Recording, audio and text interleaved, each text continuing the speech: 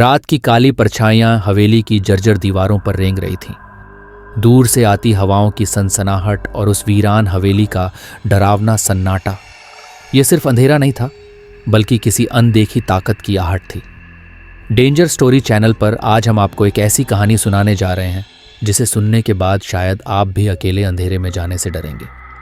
यह सिर्फ एक दास्तान नहीं बल्कि एक सच्चाई है जो बरसों से लोगों के होश उड़ाती आ रही है। क्या यह सिर्फ एक कहानी है या फिर एक ऐसा रहस्य जिसे जानने की हिम्मत हर किसी में नहीं? रागिनी का अकड़ा हुआ शरीर, गर्दन टेढ़ी, आंखें ऊपर छड़ी हुई और मुंह से गिरती लार, उसकी बिखरी लटों के बीच से टपकता खून, और दूसरी तरफ शालिनी जो दीवार की ओर मुंह किए जाने क्या बड़बड़ा रही थी। मां ने जैसे ही अपनी बेटियों की यह हालत देखी, उनका कलेजा दहल गया। उन्होंने हाथ जोड़कर किसी अनदेखी शक्ति से अपनी बच्चियों को छोड़ देने की गुहार लगाई, लेकिन तभी शालिनी की आंखें उनकी ओर घूमी, खून से सनी चमकती हुई लाल आंखें, और फिर हवेली कांप उठी। दीवारों से अजीबोगरीब आवाजें आने लगीं। अंधेरे में किसी के जोर से हंसने की गूंज फैली। यह सब क्या था? क्या सच में कोई जिन था या फिर यह महज एक भ्रम? क्या आप तैयार हैं इस रहस्य को जानने के लिए? पर याद रखिए, इस कहानी को अकेले सुनने की गलती मत कीजिए। डेंजर स्टोरी, जहां डर कभी खत्म नहीं होता। डेंजर स्टोरी प्रस्तुत करता है एक डरावनी कहानी। यह कहानी एक ऐसे परिवार की है जिनके पिता का बार बार ट्रांसफर होने के कारण परिवार की जिंदगी में लगातार हलचल बनी रहती थी। पिछली 3-4 सालों में यह तीसरा ट्रांसफर था। इस बार पापा का तबादला शहर से दूर एक सुनसान पहाड़ी गांव में हुआ, जहां एक पुरानी हवेली में रहना पड़ा। हवेली तो विशाल थी, लेकिन उसके लगभग आधे कमरे टूट फूट और बंद पड़े थे। गांव के लोग कहते थे कि हवेली में कुछ अजीब सा राज छिपा है। जब परिवार नई जगह पहुंचा तो एक बूढ़ी महिला ने चेतावनी दी कि हवेली के बंद हिस्सों में बच्चों को जाने नहीं देना चाहिए। उनके पुरखों की देखरेख से जुड़ी यह बात सुनकर सभी के मन में हल्की सी डर और उलझन की लहर दौड़ गई। परिवार ने अपने लिए कुछ कमरे चुने और बाकी कमरे बच्चों के खेलने का मैदान बन गए। बच्चों में सबसे बड़ी मस्ती और शरारत करने वाली थी रागिनी, जो हर समय खेल कूद और हंसी मजाक में लगी रहती थी। बड़े भाई अभी को गांव के लोगों से सुनाई देने वाली डरावनी कहानियां सुनकर काले जादू और भूत प्रेत की दास्तानों का पता चला। एक दिन जब अभी और राहुल क्रिकेट खेल रहे थे, रागिनी और शालिनी ने हवेली के बंद हिस्से की ओर कदम बढ़ाया, जिससे परिवार की जिंदगी में एक नया और रहस्यमयी मोड़ आया। डेंजर स्टोरी की इस पेशकश में हम आपके लिए ऐसी घटनाएं लाते हैं जो आपके रोंगटे खड़े कर दें। हमारे प्यारे सब्सक्राइबर्स, आपकी सहानुभूति, विश्वास और उत्साह हमारे लिए प्रेरणा का स्रोत है। आप सभी का दिल से शुक्रिया, जिन्होंने हमारे साथ इस डरावनी यात्रा में कदम रखा है। यदि आपके साथ कभी ऐसी कोई घटना घटी है तो आप हमारी डिस्क्रिप्शन में दिए गए इंस्टाग्राम लिंक के जरिए अपनी कहानी हमारे साथ साझा कर सकते हैं। आपकी कहानियां डेंजर स्टोरी चैनल के माध्यम से दुनिया के सामने प्रदर्शित की जाएंगी, जिससे और भी लोगों को इस रहस्यमयी दुनिया का अनुभव हो सके। इस तरह हम न सिर्फ अपनी कहानियां आपके साथ साझा करते हैं, बल्कि आपके अनुभवों को भी मंच प्रदान करते हैं। डेंजर स्टोरी चैनल पर बने रहिए और ऐसे ही रोमांचक किस्सों के लिए हमारे साथ जुड़िए। तो आइए चलते हैं बिना टाइम वेस्ट के कहानी की तरफ। पिछले 3-4 साल में यह तीसरा ट्रांसफ़र था। पापा के साथ हम 4 भाई बहन और माँ भी बार बार इस तरह सामान लेकर यहाँ से वहाँ भागते परेशान हो चुके थे। सबसे ज़्यादा दिक्कत आती थी बार बार स्कूल बदलने में, नया माहौल, नए लोग, जब तक हम थोड़ा संतुलित हो पाते। पापा एक नई जगह जाने का आदेश सुना देते। इस बार पापा का तबादला शहर से दूर एक छोटी सी पहाड़ी पर बसे गांव में हुआ था। हम चारों का मुंह लटका हुआ था। एक तो गांव, वो भी इतना पिछड़ा हुआ, ना ढंग का स्कूल होगा न रहने की जगह। ऊपर से हमारे बड़े परिवार का छोटे मोटे मकान में गुजारा भी नहीं था। पापा ने बताया कि रहने के लिए डाक विभाग की ओर से एक पुराना बंगला तैयार कर दिया गया है, कोई दिक्कत नहीं आएगी। भारी मन से हमने अपना शहर वाला मकान छोड़ा और पहाड़ी के लिए निकल पड़े। हम 4 भाई बहनों में सबसे बड़ा मैं, अभी, फिर मुझसे छोटा राहुल, फिर हमारी 2 छोटी बहनें, एक रागिनी जो 14 साल की थी और सबसे छोटी शालिनी थी। रागिनी चारों भाई बहनों में सबसे ज्यादा चंचल और खिले स्वभाव की थी। हर समय हंसना, मुस्कुराना, खेलना, कूदना, सबको परेशान करना, यही उसकी दिनचर्या थी। हम नए बंगले में पहुंच चुके थे। बंगला हमारे अंदाजे से काफी गुना बड़ा था। बंगले का एक भाग हमारे रहने के लिए साफ किया गया था। बाकी लगभग आधे भाग में कहीं ताले जड़े थे तो कहीं भयंकर टूट फूट मची थी। कहीं कहीं दरवाजे पर सांकल लगाकर छोड़ा गया था। हम बंगले को घूम घूम कर देख ही रहे थे कि एक बूढ़ी महिला लाठी टिका आ गई। उन्होंने बताया कि उनके पुरखे भी इसी हवेली की देखरेख करते थे। वह अपने माता पिता की इकलौती संतान थी। शादी के कुछ समय बाद ही उसके पति का देहांत हो गया तो वह वापस अपने मायके आ गई और इसी हवेली की देखरेख करने लगी। माई लगभग 75 साल की बूढ़ी महिला थी। हमारे परिवार को देखकर उन्होंने मेरी दोनों छोटी चुलबुली बहनों के सर पर प्रेम से हाथ फेर कर कहा, अल्लाह हाफिज, आप मुस्लिम हैं। माँ ने कुछ अजीब से भाव चेहरे पर लाकर कहा, जी मैडम, एक बात का ख्याल रखिएगा, बच्चियां बंगले के दूसरे हिस्से में ना जाने पाए। बच्चियों से मतलब क्या है आपका? मेरा मतलब बच्चे या बड़े कोई भी बंगले के दूसरे भाग में ना जाने पाए। जितना हिस्सा साफ किया है उतना ही भाग इस्तेमाल में लाए, समझे? लेकिन क्यों? ऐसा क्या है? वहाँ कुछ नहीं, बस बरसों से खाली पड़ा है और अधिकतर हिस्सा टूटा फूटा है। कोई दुर्घटना ना हो जाए इसलिए एहतियातन कह दिया। बस बाकी जैसा आप लोगों की मर्जी। वह अपनी लाठी टेक कर जाने लगी।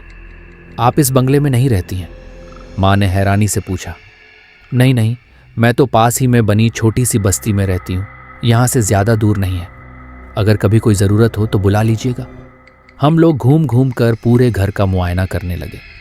पापा और माँ घर का सामान सही करने में व्यस्त हो गए।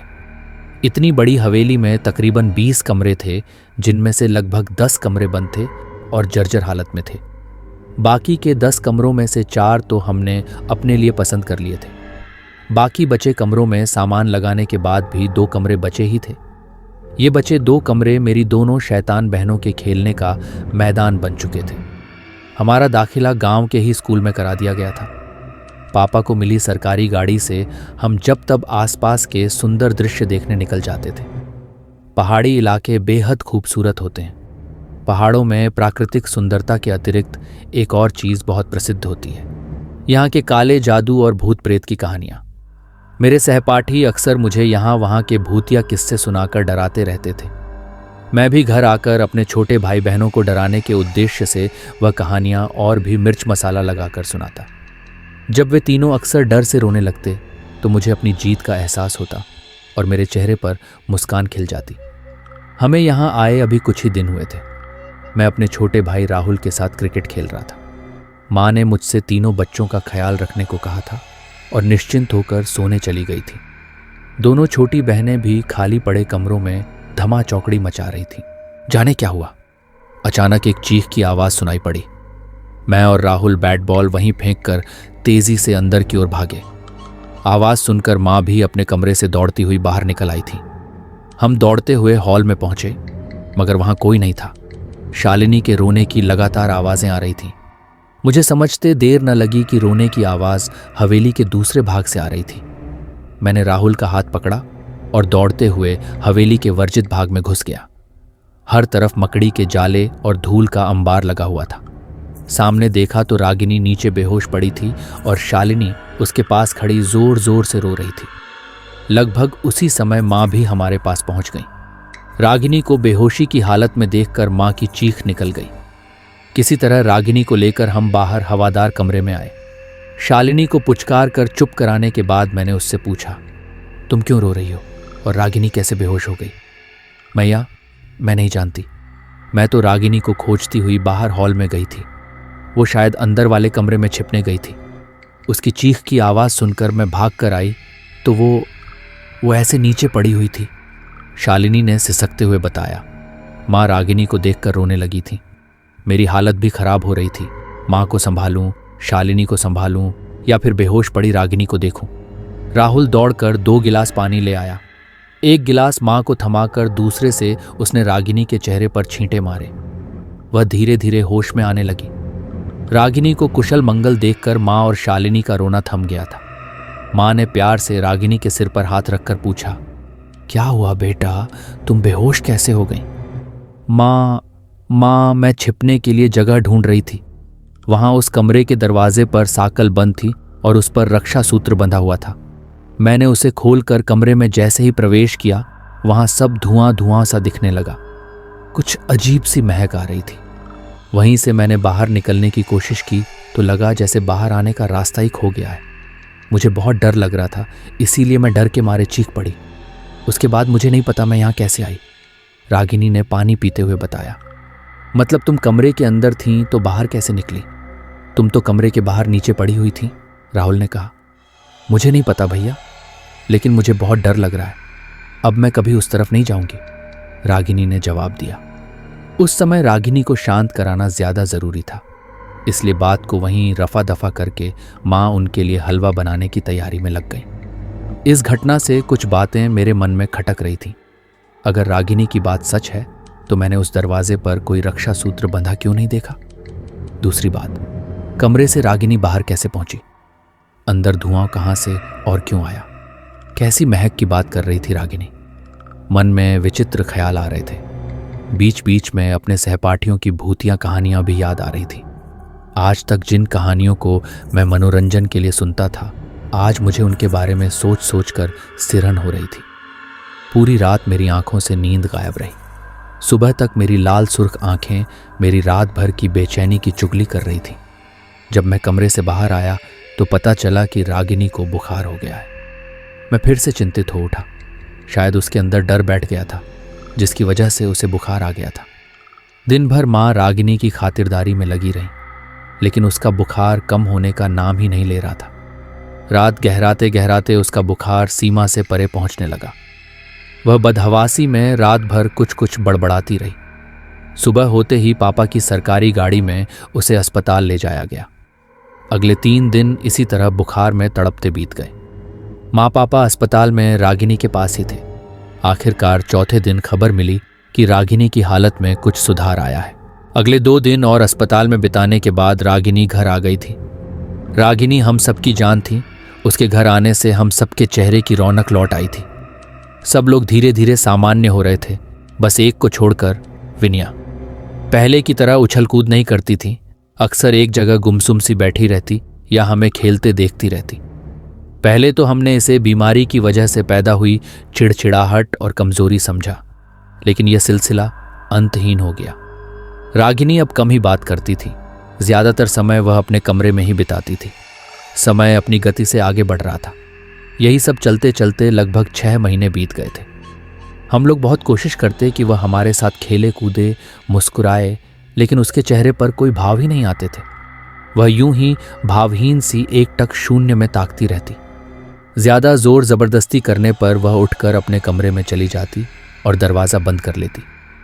माँ पापा उससे पूछ पूछ कर थक चुके थे कि आखिर क्या बात है, लेकिन उसकी तरफ से कोई जवाब नहीं मिलता था। फिर एक दिन पापा बहुत उत्साहित होकर घर घुसे। पापा के हाथ में मिठाई का डिब्बा था। उत्साहित स्वर में उन्होंने दोनों छोटी बहनों को पुकारा और मिठाई का डिब्बा पकड़ा दिया। अरे, मेरी पदोन्नति हो गई है, तनख्वाह भी बढ़ेगी और अगले 4 साल तक कहीं भागना भी नहीं पड़ेगा, पापा ने खुश होकर कहा। प्रमोशन की खबर ने हम सबके चेहरे पर मुस्कान ला दी थी। पापा रागिनी को मिठाई खिलाने लगे तो रागिनी पापा का हाथ झटक कर अंदर भाग गई। पापा के प्रमोशन होने के बाद अब घर में पैसों की कोई दिक्कत नहीं थी। नई पोस्ट पर पापा की अच्छी खासी ऊपरी कमाई होने लगी। घर का माहौल बदलने लगा था। सुंदर पर्दे, महंगे कपड़े, बढ़िया साज सामान हमारे घर की रौनक बढ़ाने लगे थे। सब कुछ हमारी उम्मीद से कहीं ज्यादा अच्छा चल रहा था। इतना कि कहीं ना कहीं इस चमक धमक में हम विनया के व्यवहार को नजरअंदाज करने लगे। धीरे धीरे साल बीतने को आया था। मेरी प्यारी सी चुलबुली बहन अब एक गंभीर सी लड़की बन गई थी। स्कूल में भी उसका प्रदर्शन खराब होता जा रहा था। किसी तरह समझाने बुझाने पर उसने परीक्षा तो दे दी, लेकिन अगले साल उसने स्कूल जाने से साफ मना कर दिया। 1 साल के भीतर ही उसकी शारीरिक और मानसिक स्थिति में बहुत परिवर्तन आ गया था। वह छोटी बच्ची अब एक परिपक्व सी लड़की नजर आने लगी थी। मेरा दाखिला भी कॉलेज में हो गया था। मैं देर रात तक जागकर अपने असाइनमेंट बनाता था। उस रोज रात में पढ़ते पढ़ते मैं काफी देर तक जाग रहा था। अचानक मुझे किसी के फुसफुसाकर बात करने की आवाज सुनाई पड़ी। आवाज मर्दानी थी।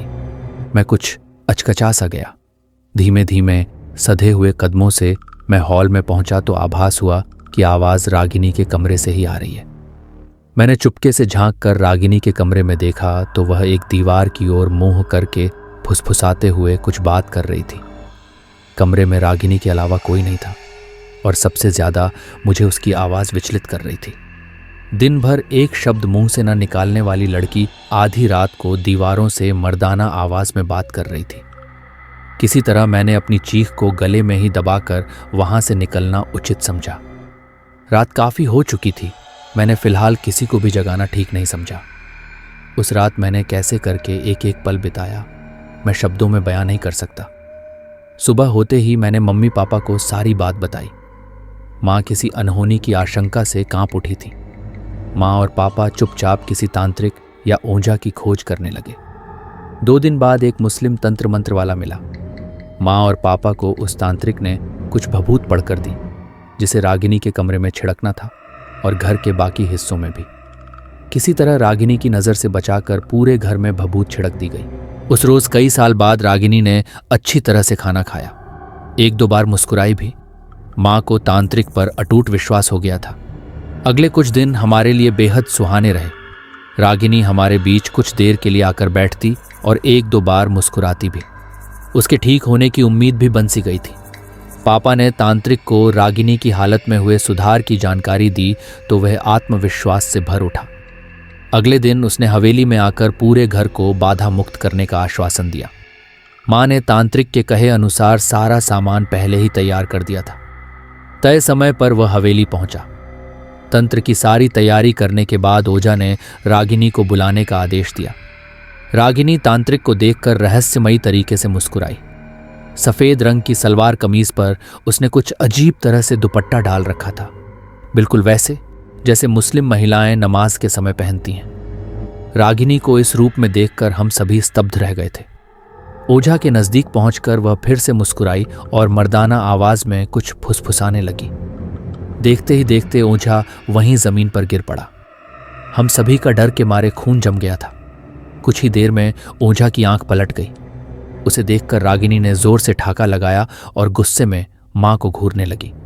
फिर उसने हम सब की तरफ नजर घुमाई और अपने कमरे की ओर जाने लगी। रागिनी अपने कमरे में चली गई थी। हम सभी अभी भी सन्न थे।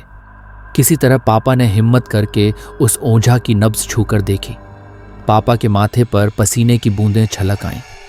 मुझे आवाज लगाकर पापा ने जल्दी से गाड़ी निकालने का आदेश दिया। ओझा की टूटती छूटती सांसें अभी भी चल रही थीं और पापा उसे मरने नहीं देना चाहते थे। अनर्थ की आशंका से पापा के हाथ पांव कांप रहे थे। हम उसे किसी तरह अस्पताल में भर्ती कराकर रात तक घर लौट आए। घर में अजीब किस्म का सन्नाटा पसरा हुआ था। मम्मी, राहुल और शालिनी एक ही कमरे में सहमे बैठे थे। घर में सबकी मानसिक स्थिति को समझते हुए पापा ने बाहर से ही खाना ले लिया था। खाना खाने के बाद कोई भी अपने कमरे में जाने को तैयार नहीं था। किसी तरह शालिनी को माँ पापा के पास सुलाकर मैं और राहुल अपने कमरे में लौट आए। समझ नहीं आ रहा था कि इस हवेली को मनहूस कहूं या भाग्यशाली। इस हवेली में आने के बाद पापा ने बहुत तरक्की की है। भला कोई भूतिया घर भी किसी के लिए शुभ हो सकता है? कहीं रागिनी को कोई मानसिक परेशानी तो नहीं हो गई जो वह ऐसी हरकतें कर रही है? लेकिन ओझा का उसी समय गिरना, डॉक्टर का यह कहना कि उसे हार्ट अटैक आया था, ये तो किसी को भी हो सकता है। मैं अपनी आंखों से देखे हुए सच को विज्ञान की कसौटी पर रखकर झुठलाने का प्रयास कर रहा था। रात के 12 बजे तक राहुल सो गया था, लेकिन मेरी आंखों में नींद नहीं थी। माँ, पापा और शालिनी का हाल जानने के लिए मैं उनके कमरे की ओर जाने के लिए निकला तो देखा रागिनी पापा मम्मी के कमरे के बाहर खड़ी सिसक रही थी। उसकी पीठ मेरी ओर थी, लेकिन ध्यान से सुनने पर उसकी आवाज़ टूटे हुए लहजे में मुझ तक पहुंच रही थी। मैं कमरे की ओट में छिपकर सुनने की कोशिश करने लगा। हमारे वालिद और अम्मी को माफ़ कर दो, वो बस हमारी खैरियत चाहते हैं। अल्लाह के लिए उनकी जान बख्श दो, या अल्लाह मदद कर। रागिनी की भाषा सुनकर मेरे पूरे शरीर में अजीब सी झुरझुरी दौड़ गई। मेरी हिंदू परिवार में पली बड़ी बहन कब और कैसे इतनी शफ़ाका उर्दू बोलने लगी? दिमाग काम नहीं कर रहा था। अचानक ही प्यास से मेरा गला सूखने लगा। वह किससे याचना कर रही थी? क्या रहस्य है इस उर्दू का? मैं समझ ही नहीं पा रहा था। अगले कुछ दिन रागिनी ने अपने कमरे में ही बिताए। तीसरे दिन खाने की टेबल पर बैठते हुए उसने माँ से खीर खाने की फरमाइश की। माँ ने खुशी खुशी उसके लिए खीर बना दी। फिर धीरे धीरे उसकी खाने को लेकर मांग बढ़ती गई। कभी वह चाट मांगती तो कभी भटूरे। बस अपना खाना सीधा कमरे में उठाकर ले जाती। उसका पहनावा, रहन सहन सब मुस्लिम महिलाओं की तरह हो गया था। एक रोज माँ को बूढ़ी अम्मा की याद आई। वह अम्मा भी तो मुस्लिम ही थी ना, कहीं उन्होंने ही तो कोई टोना टोटका नहीं कर दिया मेरी बच्ची पर। माँ अब अम्मा को ही कसूरवार ठहरा रही थी, लेकिन किया क्या जाए? ऐसा आसानी से तो वह मानेंगी नहीं कि उन्होंने टोटका किया है। किसी तांत्रिक की ही मदद लेनी पड़ेगी। माँ ने शाम को पापा से अपने दिल की बात बताई। मैं अभी हॉस्पिटल से उस ओझा को देख कर आ रहा हूँ। उसके आधे शरीर में लकवा हो गया है, जुबान टेढ़ी हो चुकी है, कुछ भी बोलने या चलने फिरने की हालत में नहीं है। मुझे देखकर वह अजीबोगरीब गूं गूं जैसी आवाज़ें निकालने लगा। मुझे नहीं लगता अब कोई भी तांत्रिक इस हवेली में आना चाहेगा। फिर भी मम्मी के कहने पर अपनी बच्ची की सलामती के लिए पापा कहीं तांत्रिकों के पास भटके, किंतु कोई भी मदद को तैयार नहीं हुआ। 2 महीने बीत चुके थे। हम सभी निराश हो चुके थे। पापा ने बहुत कोशिश की कि उनका ट्रांसफ़र हो जाए, लेकिन कोई काम नहीं बन पा रहा था। ऐसा लगता था मानो हम इस हवेली में कैद हो गए हों। इधर रागिनी की हरकतें कुछ ज़्यादा ही अजीब हो गई थीं। उसकी तबीयत खराब सी रहने लगी थी। 1-2 बार वह चक्कर खाकर गिर पड़ी थी। जब एक दिन उसने खाने को देखकर उल्टी कर दी तो माँ घबरा गई। कोई उपाय न सूझता देख माँ ने बूढ़ी अम्मा के पास जाने का निर्णय लिया। किसी तरह पूछते पूछते माँ अम्मा के घर पहुंची। छप्पर का एक कमरे का मकान था। घर के सामान के नाम पर कुछ बर्तन और एक चारपाई रखी थी। माँ को देख वह थोड़ी परेशान सी हो उठी। मालकिन, कैसे आना हुआ? मुझे बुलवाया होता। अम्मा, मेरी किसी बात का बुरा लगा हो तो मैं माफ़ी मांगती हूँ। कैसी बातें कर रही हैं मैडम जी? कुछ बात हुई है क्या? अम्मा, आपने कहा था कि बच्चों को दूसरे भाग में मत जाने देना, लेकिन एक दिन मेरी बच्ची गलती से वहां चली गई थी। तब से माँ ने पूरी कहानी उन्हें कह सुनाई। माँ की बात सुनकर उनके माथे पर चिंता की लकीरें उभर आईं। ये कैसे हो सकता है? उन्होंने घड़े से निकालकर एक गिलास पानी पिया। आप पहले क्यों नहीं आई? अब बहुत देर हो गई है। क्या मतलब है आपका? खुद को संभालिए मैडम जी। मैं जो बोलने वाली हूं आप शायद बर्दाश्त नहीं कर पाएंगी। आपकी बच्ची पेट से है। क्या बकवास कर रही हैं आप? मैं सच कह रही हूं, इतिहास खुद को दोहरा रहा है। ये सब पहली बार नहीं हो रहा है। लेकिन कैसे? कौन? मतलब हो क्या रहा है ये सब? मैं आपको पूरी बात बताती हूँ, आप थोड़ा धैर्य रखिए। मैं अपने अम्मी अब्बू की इकलौती संतान नहीं हूँ। मेरी एक बड़ी आपा भी थी जिनका नाम रेशम था। मुझसे लगभग 15 बरस बड़ी थी। तकरीबन 90 बरस पहले की बात है। अब्बू डाक विभाग में चतुर्थ वर्गीय कर्मचारी थे। देश पर अंग्रेज़ों का राज था। अंग्रेज़ अफसरों के ठहरने के लिए इस वीरान हवेली को डाक बंगला बना दिया गया था, जिसकी देखभाल की जिम्मेदारी मेरे अब्बू की थी। अब्बू पूरी ईमानदारी से अपना काम करते थे। मेरे अम्मी अब्बू हवेली के जर्जर हो चुके भाग में जो आखिरी कमरा है वहाँ रहते थे। उस समय यह कमरा ऐसी हालत में नहीं था। मेरी 13 वर्षीय आपा भी उसी कमरे में उनके साथ रहती थी। धीरे धीरे आपा गुमसुम सी रहने लगी। फिर बाहर आना जाना भी बंद कर दिया और अकेले कमरे में बंद रहने लगी। अक्सर वह रात को दीवारों को देखकर अजीब अजीब सी आवाज़ें निकालती थी। कभी बैठे बैठे रोने लगती तो कभी हंसने लगती। मेरी माँ को आपा के जन्म के बाद कोई बच्चा नहीं हो रहा था। इसी हवेली में आने के 2 साल बाद अम्मी की कोख फिर से हरी हो गई। उधर अंग्रेजी सरकार से हवेली की देखरेख के नाम पर मोटी रकम आने लगी। उस दौर में जब हर ओर गरीबी और भुखमरी फैली हुई थी, हमारे घर में अन्न धन की भरमार थी। ऊपर से रहने के लिए आलीशान हवेली। अम्मी अब्बू खुद को भाग्यशाली समझते और अपनी किस्मत पर रश्क करते। उनके जीवन में सिर्फ एक कष्ट था, और वह था आपा का यूं दिनों दिन बदलता व्यवहार। अब्बू आपा को कई बार मौलवी और ओझा के पास भी लेकर गए, लेकिन उनकी हालत में सुधार नहीं आया। कोई भी डॉक्टर, वैद्य, हकीम, तांत्रिक उनकी परेशानी की नब्ज नहीं पकड़ सका। इधर अम्मी अपनी गोद हरी होने की खुशी में फूली नहीं समा रही थी और उधर एक खौफनाक खबर से उनका सामना हुआ। आप ही पेट से थी। उस दिन अम्मी को देखने आई दाई ने आप ही को देखकर अम्मी के कान में यह बात बताई तो उन्हें अपने कानों पर विश्वास नहीं हुआ। सारा दिन कमरे में बंद रहने वाली आप ही कैसे पेट से हो गई। लोगलाज का भय अम्मी को भीतर तक हिला गया। किसी तरह हिम्मत करके अम्मी ने अब्बू को सारी बात बताई तो मानो घर में तूफान आ गया। ये बात कल्पना और विज्ञान से बिल्कुल परे थी। कोई कन्या इस तरह भला कैसे? अम्मी और अब्बू ने आप ही से बहुत प्यार से पूछा, लेकिन उसने कोई जवाब नहीं दिया। अब्बू के गुस्से और मार के सामने भी आप ही की जुबान नहीं खुली। कोई और उपाय न सूझा तो आखिर में अब्बू ने गांव के एक बुजुर्ग को सारी बात बताई। उन चचा ने अब्बू को एक तांत्रिक का पता दिया। अब्बू आप ही का पहना हुआ एक कपड़ा लेकर उस तांत्रिक के पास जा पहुंचे। तांत्रिक ने अब्बू से आप ही का कपड़ा लिया, उसे सूंघा और फिर कुछ मंत्र साधना करने लगा। कुछ देर बाद तांत्रिक ने अब्बू से कहा, तुम्हारी बेटी का बचना बहुत मुश्किल है। अब्बू घबरा गए, लेकिन मेरी बेटी को हुआ क्या है और यह सब क्यों हो रहा है? तांत्रिक ने गहरी सांस ली और कहा, तुम्हारी बेटी पर किसी भूत प्रेत या आत्मा का साया नहीं है।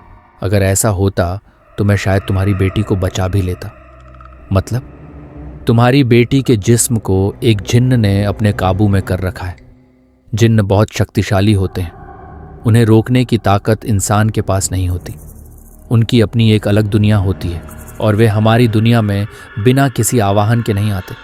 ज़रूर किसी ने उसे अपने स्वार्थवश यहाँ बुलाया होगा, लेकिन मेरी बच्ची ही क्यों? आप मुझे कल तक का समय दो।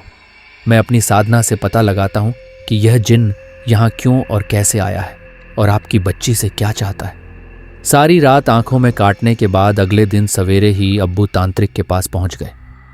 मैंने सारी रात कब्रिस्तान में तंत्र साधना की है। आपकी बच्ची पर बहुत ही शक्तिशाली जिन्न का साया है। इस जिन्न को इसकी दुनिया में से एक खास मकसद के तहत बुलाया गया था। इस हवेली में रहने वाले सम्राट ने अपनी अंधी महत्वाकांक्षा को पूरा करने के लिए एक ओझा को पैसा देकर जिन्नों की दुनिया का रास्ता मालूम किया। वह बहुत पहुंचा हुआ ओझा था। उसने अपनी महानता सम्राट के समक्ष सिद्ध करने के लिए जिन्हों की दुनिया के राज महाराज के समक्ष साझा कर दी। जुनूनी सम्राट ने सब कुछ जल्दी और आसानी से पाने की जिद में जिन्न का आवाहन किया। अपनी दुनिया छोड़कर आने का क्रोध नेत्रों में भरकर जिन्न ने सम्राट से प्रश्न किया, क्यों बुलाया मुझे? राजा की आंखों में चमक आ गई। उसे लगा कि जिन्न की सहायता से वह सारी दुनिया को अपनी मुट्ठी में कर लेगा। मैं चांदपुर का सम्राट हूं। तुम मेरी सेवा में हाजिर हुए हो। मेरी आज्ञा का पालन करना तुम्हारा धर्म है। सम्राट की बात सुनकर जिन्न ने अट्टहास किया। मैं किसी का सेवक नहीं। मैं पूछता हूं, क्यों बुलाया मुझे? वह दोगुनी तेजी से चिल्लाया और अचानक से पहाड़ की तरफ ऊंचाई में फैलने लगा। ये सब देखकर राजा को घबराहट होने लगी। उसने तो ओझा की लिखी पुस्तक में पढ़ा था कि जिन्न इंसान को अपना आका समझकर उसकी हर मुराद पूरी करता है, किंतु यह तो अलग ही मिजाज का जिन्न था। इंसान ने जब जब अपने दायरे से बाहर निकलकर दूसरी दुनिया को जानने की उत्सुकता में कोई मूर्खतापूर्ण कदम उठाया है तो उसे विनाश ही हासिल हुआ है। मनुष्य बेशक दुनिया का सबसे बुद्धिमान और ताकतवर जीव है, किंतु हर बार उसका अध्ययन और अनुमान सटीक बैठे ये जरूरी तो नहीं। ओझा के अनुमान के उलट ये जिन्न सृजन नहीं, विनाश लेकर आने वाला था। जिन्न फिर से गरज उठा, क्यों बुलाया मुझे? मामा जल्दी घर चलो। राहुल ने आकर माँ को झिंझोड़ा। राहुल की आवाज़ से माँ वर्तमान में लौट आई। क्या हुआ? कोई खास बात है क्या? माँ खुद अपनी आंखों से चलकर देखो क्या हुआ है। घर पहुंचकर माँ ने जो देखा उससे उनका कलेजा मुंह को आ गया। माँ ने देखा कि मैं खड़ा खड़ा गिर रहा था। रागिनी दोहरी आवाज़ में कुछ बोल रही थी। एक आवाज़ उसकी खुद की थी जिसमें वह मदद के लिए पुकार रही थी, और दूसरी मर्दाना आवाज़ बहुत भारी और गर्जना से भरी हुई थी। मर्दाना आवाज़ स्पष्ट नहीं थी, लेकिन इतना ज़रूर समझ आ रहा था कि वह कुछ धमकी भरी बातें कर रहा था। रागिनी का शरीर पूरा अकड़ चुका था। गर्दन बाईं ओर झुकी हुई थी। मुंह से बेतहाशा लार गिर रही थी। ऊपर की ओर छड़ी हुई आंखें और दोनों हाथ मानो अलग अलग दिशाओं में मरोड़े हुए प्रतीत हो रहे थे। उसके खुले बिखरे बाल पूरे दृश्य को और भयावह बना रहे थे। दूसरी ओर शालिनी दीवार की तरफ मुंह किए जाने क्या बड़बड़ा रही थी। घर पहुंचते ही इतनी भयानक स्थिति देखकर मां थरथर कांपने लगी। हाथ जोड़कर रागिनी और शालिनी को छोड़ देने की गुहार करने लगी। मां को देखकर शालिनी भी गुस्से में मां की तरफ घूरने लगी। सब कुछ इतना अप्रत्याशित और डरावना था कि दिमाग तो जैसे अपना काम ही भूल बैठा था और दिल कह रहा था किसी तरह अपनी जान बचाकर यहां से भाग लो। हमसे गलती हुई जो इस हवेली में रहने आ गए। तुम जो भी हो, हम कल ही यह हवेली खाली करके चले जाएंगे, फिर कभी लौट कर ना आने के लिए। बस मेरी बच्चियों को बख्श दो। मां विलाप कर रही थी। तभी तुम्हें कोई नहीं बचा सकता, एक डरावनी आवाज गूंजी। उसने खून से सुरखी आंखें घुमाई और गर्दन टेढ़ी करके कहा। शालिनी अपना सिर दीवार में मारने लगी। हवेली में सामान अपने स्थान से गिरने लगे। भवन के जर्जर पड़े भाग में एक हिस्से की छत गिरने की आवाज से हमारी चीख निकल गई। उधर वह जोर जोर से अट्टहास कर रही थी। हम सभी के क्रोध और पीड़ा भरे रोने के बीच जाने कब अम्मा भी आकर हमारे पीछे खड़ी हो गई, हमें पता ही नहीं चला। अम्मा ने उर्दू में कुछ लफ्ज फुसफुसाए और शालिनी के सिर पर हाथ रख दिया। शालिनी का शरीर तुरंत जिन के कब्जे से मुक्त हो गया। अम्मा के मंत्रों की ध्वनि सुनकर वहानी कानों पर हाथ लगाए वहां से अपने कमरे की ओर दौड़ पड़ी। हवेली में उठ रहा तूफान भी शांत हो गया। हम सभी एक दूसरे को गले लगाकर बेसुध होकर रोते जा रहे थे। अम्मा, आज आप ना आती तो वह शैतान मेरी शालिनी को भी अपने कब्जे में ले लेता। वो हमें कहीं जाने नहीं देगा। हम सब यहीं एक एक करके मारे जाएंगे, राहुल ने रोते हुए कहा। अम्मा, आप ही कोई उपाय सुझाइए। आप अपने मंत्र से मेरी रागिनी को भी ठीक कर दीजिए, मां गिड़गिड़ाई। मैं कुछ नहीं कर सकती मैडम, ये तो बस कुछ ही देर तक असर करेगा। उसके बाद जिन चाहे तो फिर से अपना कब्जा जमा सकता है, अम्मा ने गंभीर स्वर में कहा। आप अपनी कहानी पूरी करिए, आगे क्या हुआ? मुझे पूरा सच जानना है। जिन का क्रोध बढ़ गया। उसने इफ्त की मां की सम्राट की ओर देखा। इफ्त इसका अर्थ नहीं समझ सका।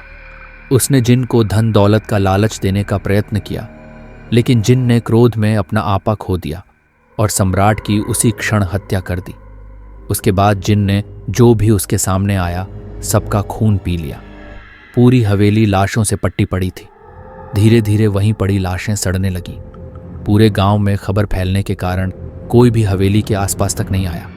लाशों की सड़न, सीलन और हवेली में फैले घुप अंधेरे ने जिनको सुप्त अवस्था में पहुंचा दिया। बरसों तक इंसानी हलचल न होने के कारण जिन सबसे भीतर के बदबूदार और सीलन भरे कमरे में लुप्त हो गया। बरसों बीत गए। दशक बाद भी जब वहां कोई अनहोनी ना घटित हुई तो लोग धीरे धीरे उस हादसे को भूलकर हवेली के आसपास आने जाने लगे। फिर अंग्रेजी हुकूमत ने वीरान पड़ी हवेली को डाक बंगला बनाकर मेरे पिताजी को यहाँ भेज दिया। धीरे धीरे हवेली की साफ सफाई की गई। भीतर के जिस कमरे में मेरे अम्मी अब्बू रहने आए वही जिन भी अदृश्य रूप में विद्यमान था। दशक बाद इंसानी जिस्म की महक पाकर वह क्रोध में भर उठा, किंतु जैसे ही उसने मेरी आंपी रेशम को देखा वह उसके जिस्म की महक से मचल उठा। इफर वह खुशी से झूम उठा। इफर यानी जिन की महिला साथी। जिन लोक में उनके लिए धन दौलत ऐश्वर्य किसी भी वस्तु की कोई कमी नहीं थी। बस एक ही वस्तु थी जो जिन लोक में नदारत थी, वह थी इफ्रिक यानी महिला जिन। अक्सर इफ़त को पाने के लालच में जिन अपना लोक छोड़ इंसानी आवाहन पर धरती लोक चले आते हैं। जिन मंत्रों का उच्चारण करके राजा ने जिन को बुलाया था वे सभी अभाषा में लिखित थे, जिनका वास्तविक अर्थ राजन नहीं समझते थे। वास्तव में उनका अर्थ ही था, आओ इस दुनिया में तुम्हारा स्वागत है, अपने लोक के सारे सुखों को त्याग कर आओ, तुम्हारी इरत तुम्हारा इंतजार कर रही है। आओ और संपूर्णता के एहसास के साथ इस लोक में बसर करो। इफ़त का साथ पाकर स्वयं को अन्य जिनों से श्रेष्ठ घोषित करो। जिस इफ़त के लिए जिन अपना लोक छोड़कर आया था वह उसे मेरी आप ही में नजर आ गई। 13 बरस की नाजुक सी रुई के फाहे जितनी सफ़ेद और कोमल, जिसकी मुस्कुराहट पर मानो हर सिंगार के फूल झड़ते हों, जिसकी बोली पूरी हवेली को झंकृत कर देती थी, जिनकी काली नज़र उस पर पड़ चुकी थी। अब वह किसी भी कीमत पर संपूर्ण होना चाहता था। उसने अपनी शक्तियों से अम्मी अब्बू के जीवन में मान सम्मान, ऐश्वर्य और रुपयों की बरसात करा दी। उनके नेत्रों पर लोभ का पर्दा चढ़ाकर वह धीरे धीरे आप ही को अपने बस में करने लगा। जिन ने आप ही के दिमाग को पूरी तरह से नियंत्रित कर लिया था। आप ही के शरीर और उनके जीवन पर वह अपना एकाधिकार समझने लगा था। मात्र 15 वर्ष की आयु में उसने आप ही की नाक में नथ पहनाकर उसे अपनी ईरित बना लिया था। अब वह आप ही को अपनी उंगलियों पर नचा रहा था। उनकी सोचने समझने की शक्ति को लगभग शून्य सा कर दिया था। उसने उनका दिमाग इस कदर अपने बस में कर लिया था कि अम्मी अब्बू की बात भी उनको समझ नहीं आ रही थी। पूरे 24 घंटे में से तकरीबन आधा घंटा ऐसा होता था जब जिन की शक्तियां नग्न होती थीं। उसी दौरान अक्सर कुछ चेतना लौटने पर आप ही कमरे से बाहर निकलती या कभी मुस्कुरा भर देती। जिनका इंसानी रूह पर कब्जा करने का काम एक पल में नहीं होता। धीरे धीरे वह इंसान की रूह को अपना गुलाम बनाता है। उस समय अगर आप ही अम्मी अब्बू को कुछ बता पाती तो शायद उनको जिन के चंगुल से बचाया जा सकता था। अम्मी अब्बू की आंखों पर पड़े लालच और सुख समृद्धि के पर्दे ने उन्हें आप ही की ओर देखने ही नहीं दिया।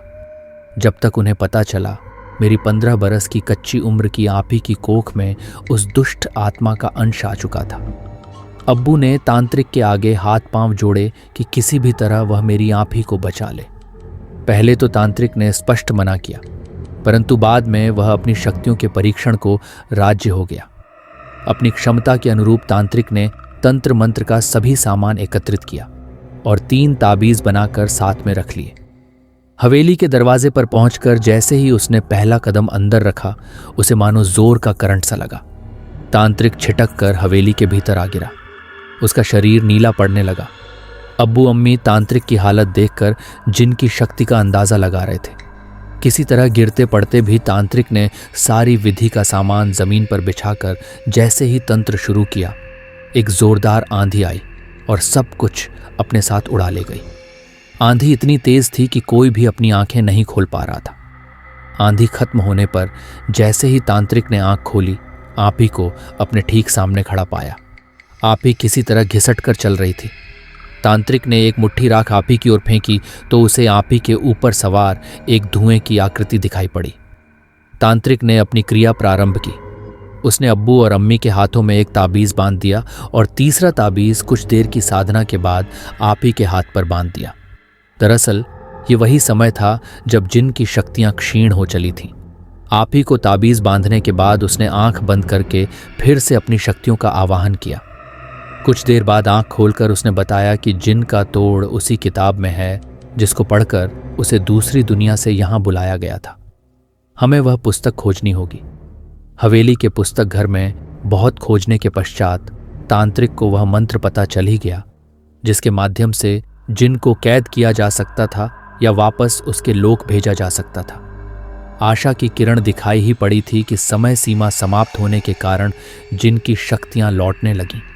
वह फिर से आप ही को अपने नियंत्रण में करने का प्रयास करने लगा। आप ही बेतहाशा चीख रही थी, अपने नाखूनों से अपना चेहरा और बाल नोच रही थी। उसके जिस्म से जगह जगह खून रिसने लगा था। अम्मी उसे देखकर गश खाकर गिर गईं। अब्बू सन्न खड़े इस खौफनाक मंजर के गवाह बन रहे थे। तांत्रिक ने जिन को वापस भेजने वाले मंत्र फूंकने शुरू ही किए थे कि मंत्रों की आवाज सुनकर वह क्रोधित हो उठा। आप ही ने एक झटके में अपना ताबीज उतारकर दूर फेंक दिया। वह मर्दाना आवाज में गुर्राई। क्रोध में उसकी आंखों से पानी की जगह खून रिसने लगा। इंसान की भांति 2 पैरों पर नहीं बल्कि जानवरों की भांति 4 पैरों पर चलते हुए वह एक शिकारी जानवर की तरह तांत्रिक पर लपकी। आप ही तांत्रिक के सीने पर चढ़ी हुई थी। उसके मुंह से टूटे फूटे शब्दों में यही सुनाई पड़ रहा था, तू मुझे मेरी इफ्त से दूर करेगा, मैं तुझे दुनिया से दूर भेज दूंगी। तांत्रिक को शायद अपना अंत समय दिखाई दे गया था, या शायद वह पहले ही समझ चुका था कि वह यहाँ से जीवित नहीं लौट सकेगा। फिर भी उसने आप ही के लिए इतना बड़ा खतरा उठाने का जोखिम मोल लिया। तांत्रिक अभी भी अपनी टूटती सांसों के साथ मंत्रोच्चारण कर रहा था। अपनी अंतिम सांस के साथ ही उसने जिन को एक छोटी सी डिबिया में कैद करने का अंतिम मंत्र फूंक दिया, किंतु उसे उसके लोक में वापस नहीं भेज सका। आप ही निढाल सी एक तरफ पड़ी थी। एक बेजान शरीर की तरह। साथ ही उस महान तांत्रिक की लाश भी पड़ी थी। वहां एक और बहुत महत्वपूर्ण वस्तु मौजूद थी, जिन की डिबिया। अब्बू को कुछ नहीं सूझ रहा था कि आगे क्या किया जाए। वे दौड़ते हुए चचा के पास गए। चचा ने अपने हिंदू मित्र की सहायता से उस डिबिया को एक कमरे में बंद करके बाहर से मंत्रोच्चारण किया और बालाजी महाराज के यहाँ से लाए गए रक्षा सूत्र से उसे बांध दिया। जिन अब इस कमरे में कैद था। एहतियातन इस कमरे के साथ के सारे कमरे सदा के लिए बंद कर दिए गए। आधी हवेली जिन के लिए छोड़ दी गई, जबकि बाकी हिस्से में लोगों का आना जाना होने लगा। और आपकी रेशम आपी, उनका क्या हुआ? जिन तो जा चुका था, किंतु आप ही अभी भी बेजान सी पड़ी थी। उसका शरीर बेहद कमजोर या कहें कि एकदम खोखला हो चुका था। अभी तक तांत्रिक शक्तियों के प्रभाव से वह चल फिर रही थी, किंतु अब तो वह बिस्तर से हिल तक नहीं पाती थी। उसके शरीर पर लगे जख्म समय के साथ और बढ़ते जा रहे थे। साथ ही शैतानी जिन का अंश उसकी कोख में होने के कारण उसकी शक्ति क्षीण हो चुकी थी।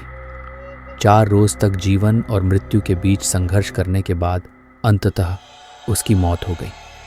आप ही की मौत के बाद अम्मी अब्बू बिल्कुल बेसुध हो गए।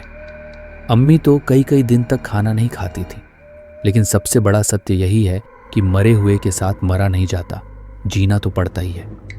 इसी कारण अपनी इकलौती संतान को खोने के बाद भी बाकी बची जिंदगी काटने के लिए अम्मी अब्बू ने पास की बस्ती में एक छोटा सा मकान ले लिया और हवेली से सदा के लिए पलायन कर गए। आप ही की मौत के ठीक 5 महीने बाद मेरा जन्म हुआ, लेकिन इससे भी अम्मी के निर्जन पड़े मन में कोई हलचल पैदा नहीं हुई। मेरा सारा बचपन यूं ही उपेक्षित सा बीता। जिन चला तो गया था हमारी जिंदगी से, लेकिन एक अजीब सी मनहूसियत सदा हमारे परिवार का पीछा करती रही। अम्मी अब्बू अपनी जवान बेटी की दर्दनाक मौत को कभी भुला ही नहीं पाए। आप ही के गम में डूबी अम्मी मुझे 12 बरस की उम्र में ही छोड़कर अल्लाह को प्यारी हो गई। अब्बू भी चुप की चादर लपेटे बस अपने दिन काट रहे थे। हमारे परिवार की खुशियां तबाह हो चुकी थीं। 17 बरस की उम्र में मेरा निकाह हुआ तो लगा अब जीवन में कुछ रंग भर जाएंगे, किंतु यहां भी बदकिस्मती ने मेरा पीछा नहीं छोड़ा। निकाह के कुछ ही दिनों बाद मेरे शौहर का इंतकाल हो गया और मैं वापस अब्बू के पास आ गई। अब्बू ने कभी नेह भरे 2 शब्द भी नहीं बोले थे मुझसे। उनके भीतर कहीं गहरे यह बात समाई थी कि मेरा जन्म उस जिन के प्रलोभन का प्रतिफल है। समय बीतता गया और ऐसे ही नीरस जीवन बिताते अब्बू भी अल्लाह को प्यारे हो गए। अब बस मैं ही अकेली अपने जीवन के अंतिम दिन गिन रही हूं। लेकिन मुझे एक बात समझ में नहीं आ रही है कि वो जिन कमरे से बाहर कैसे निकला। अम्मा ने अपने भगते कदमों को रोकते हुए जल से पूछा। हो सकता है उन मंत्रों का प्रभाव खत्म हो गया हो और जिन अपनी डिबिया से निकलकर दरवाजे के खुलने की प्रतीक्षा कर रहा हो। रागिनी ने भूलवश दरवाजा खोला हो और जिन ने उस पर अपना असर दिखा दिया हो। रेशम की कहानी सुनने के बाद माँ बहुत बेचैन सी नजर आ रही थी। रह रहकर उनकी आंखों से आंसू गिरने लगते, किंतु आज वो अपनी ममता में न बहकर विवेक से काम लेना चाहती थी। अम्मा, अब आप ही सुझाव दें।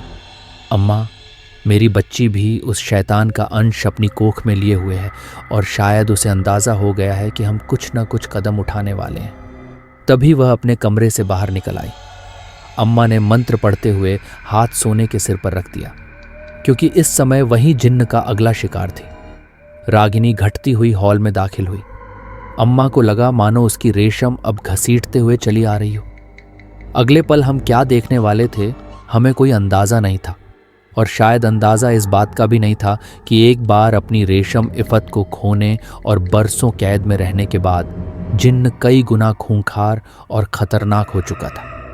वह किसी भी कीमत पर रागिनी के शरीर को छोड़ना नहीं चाहता था।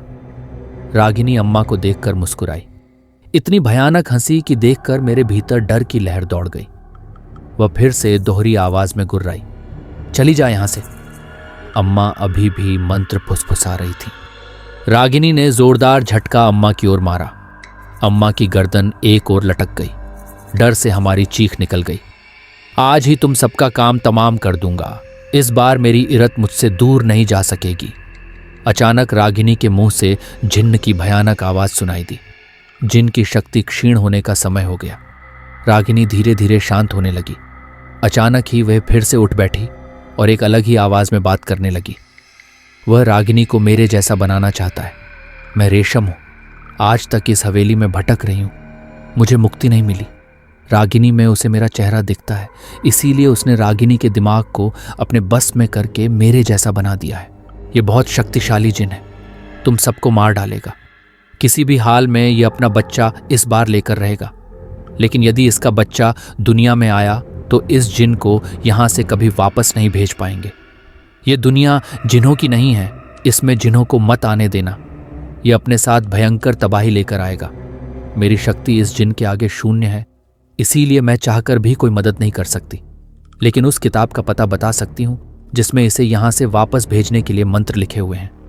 अचानक एक तेज आंधी चली और एक किताब आकर उसके सामने गिर पड़ी। एक के बाद एक किताब के पन्ने पलटने लगे और एक जगह आकर रुक गए। सबसे पहले कागज पर इस मंत्र को लिखकर उसे पानी में घोल देना है। उसके बाद उस पानी से एक गोल घेरा बनाकर आप सभी को उसमें बैठकर इन मंत्रों को एक साथ पढ़ना है। वह जिन है, उसकी ताकत को कम मत समझना। वह तुम्हें डराएगा, भ्रमित करेगा, लेकिन तुम रुकना मत। रेशम के बताए अनुसार माँ ने जल्दी जल्दी एक कागज में उस किताब से मंत्र देखकर लिखे और एक गिलास पानी में उन्हें घोल दिया।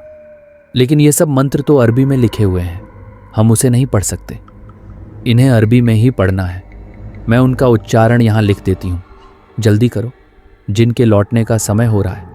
जिन्न से अपनी बहन को बचाने का एक आखिरी उपाय मुझे मिल गया था। रेशम के बताए अनुसार हमने सारी तैयारियां कर ली थी। माँ ने गिलास के पानी से घेरा बनाया और हम सब ने एक साथ मंत्र पढ़ना शुरू कर दिया। हम टूटी फूटी जुबान में उन मंत्रों को पढ़ रहे थे। मंत्रों की आवाज सुनकर रागिनी दौड़ती हुई अपने कमरे से बाहर आई। वह अपने कानों पर हाथ रखकर पूरी ताकत से चिल्ला रही थी। कुछ ही पलों में उसके कानों से खून बहने लगा था। आज पहली बार हमने अपनी खुली आंखों से उस भयानक शक्ल वाले जिन्न को अपने सामने पाया। रागिनी दर्द से बिलबिला रही थी, हाथ जोड़कर हमसे उन मंत्रों को बंद करने की विनती कर रही थी। जिन्न की डरावनी आवाज कमरे में गूंजने लगी। मैं अकेले यहां से नहीं जाऊंगा। अगर तुमने यह विधि बंद नहीं की तो इसे अभी टुकड़े टुकड़े कर दूंगा। रागिनी के हाथ उल्टी दिशा में घूमने लगे। दर्द से उसकी आंखें पलट रही थीं। माँ उसकी हालत देखकर बेसुध हो रही थी। माँ, वो यही चाहता है कि हम ये मंत्र बंद कर दें। उसकी तरफ मत देखो, अपनी जगह से हिलना मत। रागिनी बुरी तरह चीख चीख कर रो रही थी। ऐसा लगता था कोई उसके जिस्म को अंदर ही अंदर नोचकर खा रहा। कभी वह अपना सिर दीवारों पर मारती तो कभी अपने बालों को खींचती। उसकी एक एक चीख हमारी आत्मा को खून के आंसू रुला रही थी। लेकिन रेशम के बताए अनुसार बिना डरे हमने पूरे 108 बार उन मंत्रों को पढ़ा। अंत में एक जोरदार चीख के साथ रागिनी उछलकर दूर गिर पड़ी। ऐसा लगा जैसे उसके शरीर को बिजली का झटका लग गया हो। अगले ही पल सब कुछ शांत हो गया था। शायद जिन्न अपने लोक में वापस चला गया था। रागिनी की हालत बहुत खराब थी। उसके शरीर के लगभग हर हिस्से से खून बह रहा था। हम उसे लेकर अस्पताल भागे। महीनों के इलाज के बाद अंत में मेरी बहन स्वस्थ हो गई। उसके पेट में पल रहा वह शैतानी बच्चा भी शैतान के जाते ही अपने आप गायब हो गया। रागिनी का शरीर तो स्वस्थ हो गया था, लेकिन इस सब का उसके दिमाग पर इतना गहरा असर हुआ कि मेरी बहन कभी सामान्य जीवन नहीं जी सकी। उसने अपनी बाकी की सारी जिंदगी एक जिंदा लाश बनकर ही गुजारी। उस हवेली ने हमें इतने गहरे जख्म दिए जिसे हम कभी भुला नहीं सके। हाँ तो दोस्तों, आज की यह कहानी आपको कैसी लगी? कमेंट बॉक्स में अपनी राय देना ना भूलें। जाने से पहले मैं आपको एक बात बता देना चाहता हूँ, जिन्हों की भी हमारी तरह एक दुनिया होती है। अगर कोई मनुष्य उन्हें अपने बस में कर ले और उनका गलत उपयोग करें तो अंजाम कुछ इसी तरह का होता है। और हाँ, ये बात भी झूठलाई नहीं जा सकती कि जिन हमसे ज़्यादा ताकतवर और उनके पास काफ़ी ज़्यादा शक्तियाँ होती हैं। ऐसा नहीं है कि सारे जिन बुरे ही होते हैं, कुछ जिन अच्छे भी होते हैं। इस कहानी से हमें यह सीखने को मिलता है कि इंसान कभी कभी यह भूल जाता है कि मैं इंसान हूँ। वह खुदा बनने की कोशिश करता है और उसका अंजाम यही होता है। और इसी के साथ हम आपसे इजाज़त चाहेंगे। मिलते हैं फिर नेक्स्ट वीडियो में। तब तक के लिए धन्यवाद।